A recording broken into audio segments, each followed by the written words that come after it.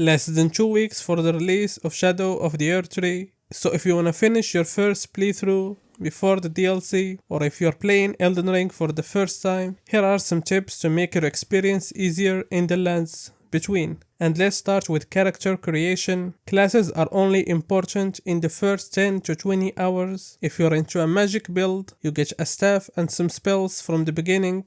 If you choose the samurai class, you get a good sword and armor from the beginning. Otherwise, you can level up your character for any build and use any weapon or spell or skill on any class. You can even respec your character as well. A tutorial does exist in the Cave of Knowledge. In my first playthrough, it took me more than 25 hours to realize that there is a tutorial to learn the basics. Runes can be restored after death, but if you die a second time before collecting your runes, they're gone forever. To collect map fragments, follow the icon to find them. Very useful to look for interesting locations to follow and to know NPCs' locations. Something that didn't exist at the release of the game, but luckily was added later. You get your horse from Melina. You can add it to your quick slot menu. To access the menu, hold triangle or Y, then select the item using the D-pad. Melina will also help you level up your character. After talking to Melina, go back to the Church of Ella to get the Spirit Calling Bell from Rani. If you missed it, you can buy it from the Twain Maiden Husks in the Round Table Hold. To level up your character correctly, you should understand the attributes or stats in the game. Vigor is the health bar, the most important stat,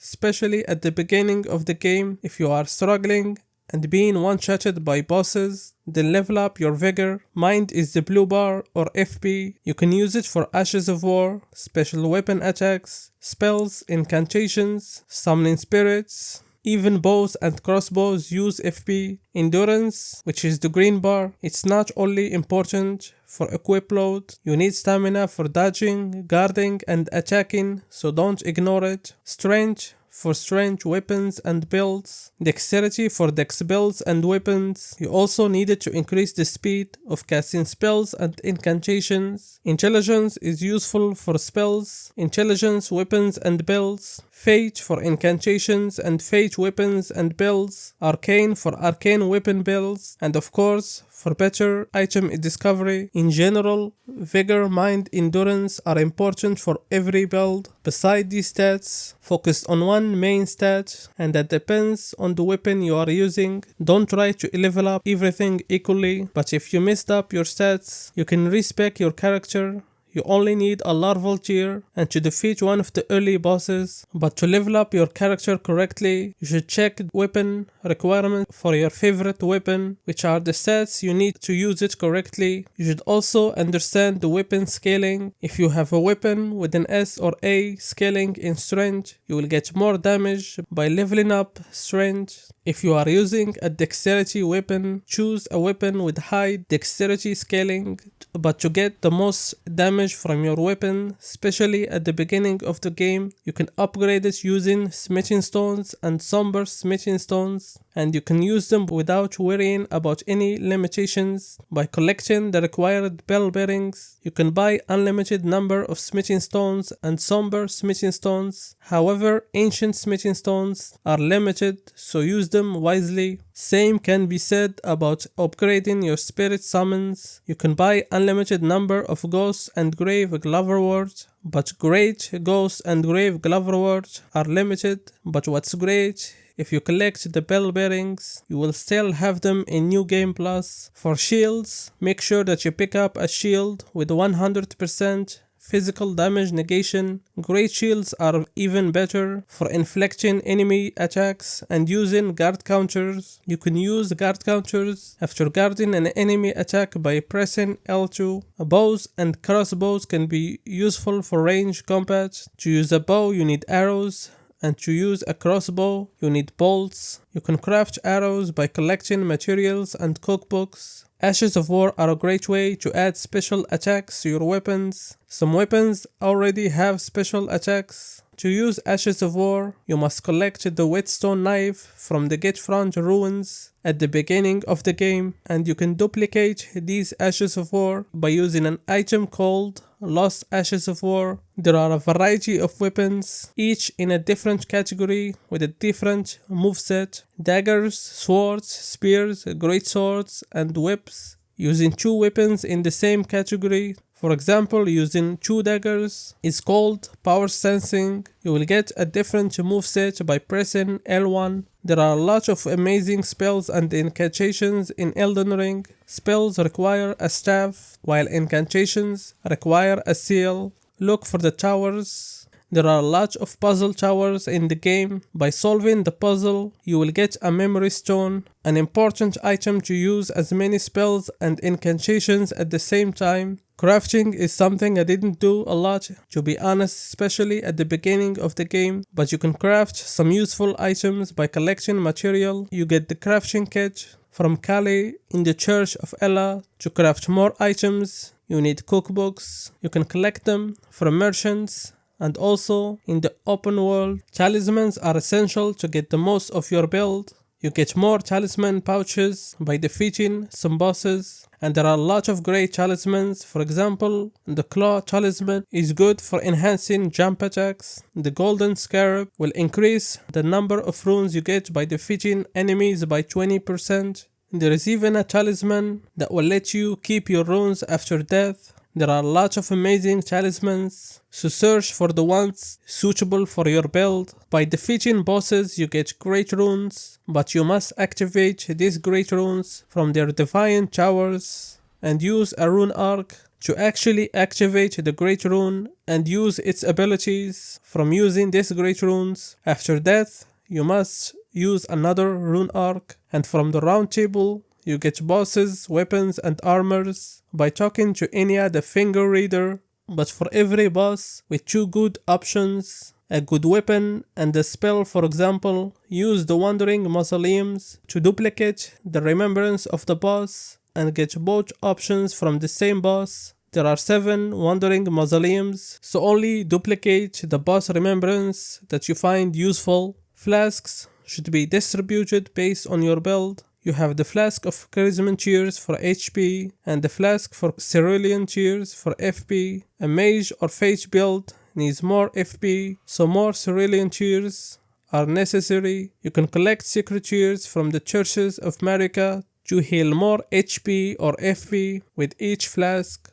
Golden Seeds will allow you to have more flasks, and you can collect them from these minor glowing trees. And the Flask of Wondrous Physic is located at the 3rd Church of Marika. This flask will allow you to use Crystal Tears to buff your character. You mainly get Crystal Tears by defeating Erdtree avatars, and there are a lot of great Crystal Tears with amazing temporary buffs that you should mix in the Flask of Wondrous Physics before any boss fight. And when it comes to buffs, there are temporary buffs in the game, but you should keep in mind that there are some limitations. You can't use 2 weapon buffs at the same time, they will cancel each other out. There are, for example, weapon buffs, shield buffs, body buffs, and aura buffs. However, persistent buffs like armor, special effects, talismans, and great runes are different. And now let's move to some tips. While using your mount, you can use incantations while mounting your spectral seed by holding triangle and selecting your seal.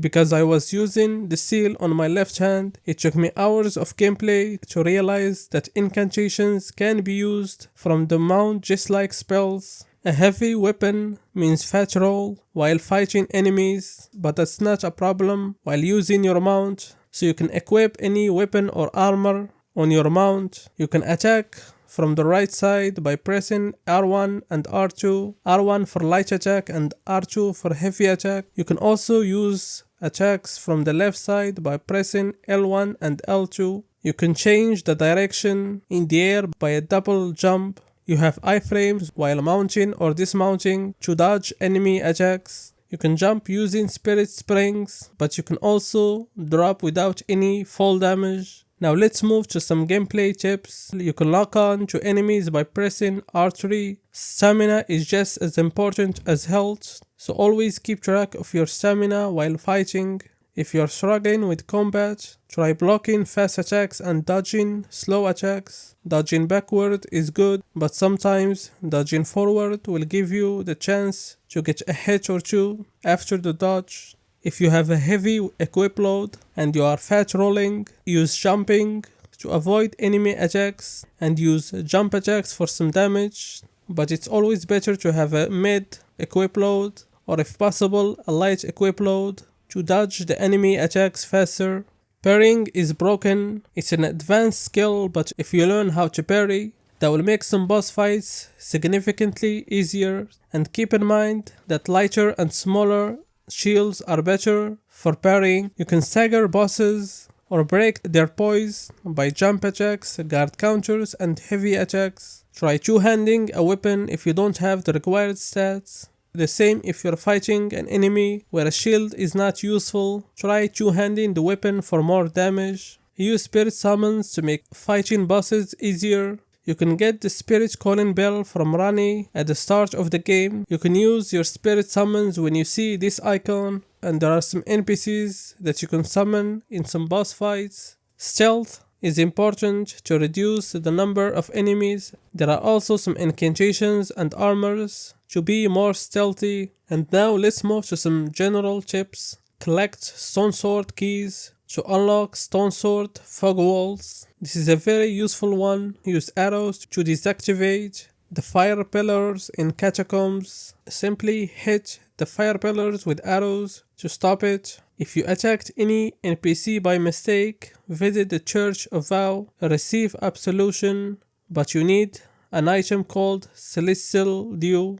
The lantern is better than using a torch. It won't occupy one of your hands. You can get it from a merchant at the entrance at Liurnia of the Lakes. Always talk with NPCs multiple times until they start repeating the dialogue. You can change character look from the round table. You can't get some items, weapons, and you can't even finish some quests if you progress the story. So always collect as much as you can. In my first playthrough, there are a lot of weapons, armors, and quests that I didn't finish. You can use anything from the menu without leaving it by pressing Erdtree. Here are some mistakes to avoid. Use rainbow stones to make sure that you can survive any jump. If the stone breaks, you will die. If it doesn't, then try jumping. Fia in the round table will give you a debuff that lowers your HP. This debuff must be consumed, preferably before a boss fight for more poise. Don't enter a boss fight with your runes if you don't have enough to upgrade. Then use golden runes to reach the necessary amount to upgrade. It's better than fighting a boss again and again just to restore your runes. Don't add too many items to your pouch and struggle looking for your health flask in the middle of the fight.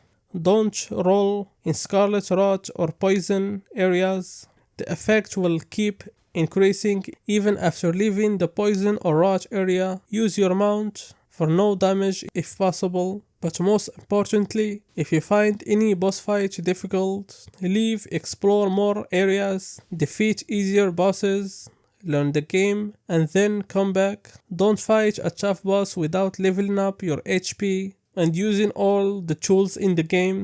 There is an easy mode in Elden Ring. It's called using all the buffs, weapons, and summons, and all the tools to get the most damage possible. If you're excited about the upcoming DLC, then subscribe because I'm going to make some upcoming videos about Shadow of the Erdtree. And if you enjoyed this video, don't forget to like. Until next time, bye.